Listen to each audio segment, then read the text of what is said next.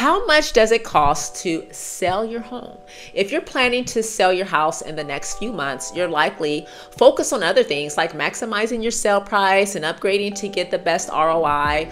But before you take that step, it's important to be aware of the costs that come with selling a home. So let's break down some of the most common and lesser known expenses so you can go into the process fully prepared. The most significant cost you'll encounter is the compensation paid to your real estate agent. Now, what that compensation looks like varies from seller to seller, but I can tell you that the fee your agent charges is negotiable, and it always has been negotiable. You may be asked to cover part or all of the buyer agent fees as well. Now, you're probably wondering, why would I cover the buyer agent fees? Well, number one, this sweetens the deal. Offering to pay part or all of the buyer agent fees attracts more buyers, and thus it increases your buyer pool. Additionally, incentivizing your listing could result in more offers, and it could make your listing stand out from the competition. Most properties listed for sale in the Valley or in Maricopa County offer compensation to the buyer's agent, and by not doing so, you will risk the possibility of your home staying on the market longer than necessary with very limited interest. Another expense to consider when selling is home repairs or staging costs. To make your home market ready, you may need to tackle repairs or improvements. These can range from minor fixes like painting or replacing fixtures to larger projects like upgrading the kitchen or roof. Now, additionally, staging your home to make it more appealing can cost several $100s to a few $1,000s depending on the size and style of your home. Research shows, however, that an empty house stays on the market longer and typically doesn't sell as much as a staged home. The next selling expense is closing costs. Now, do you remember going through the closing process when you bought that house and the fees associated with it?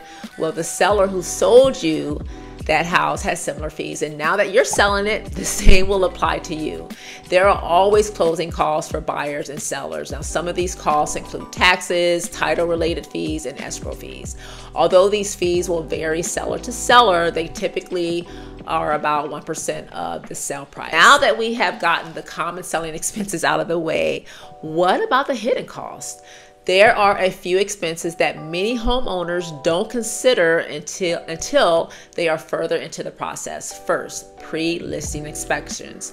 While the buyer usually pays for a home inspection, many sellers opt for a pre-listing inspection to identify and address potential issues ahead of time. This can prevent surprises during negotiations, but will cost you up front. The next less talked about expense is holding costs. If your home doesn't sell immediately, you'll continue to pay your mortgage, property taxes, and insurance while it's on the market. These ongoing costs can add up, especially if the sale takes longer than expected. Lastly, good old capital gains tax. If you lived in your home for less than 2 years, or if your profits from the sale exceeds $250,000 or $500,000 for married couples, you might owe capital gains tax on the sale. Please consult with your accountant or tax specialist for more details. Selling your home can be a profitable venture, but it's crucial to budget for these expenses to avoid any surprises. By understanding the costs up front, you'll be better equipped to price your home and negotiate with buyers. If you're ready to sell or have more questions, please text me now to schedule a chat sesh. I'm Renee the Realtor. Thanks for watching, and we'll see you in the next video.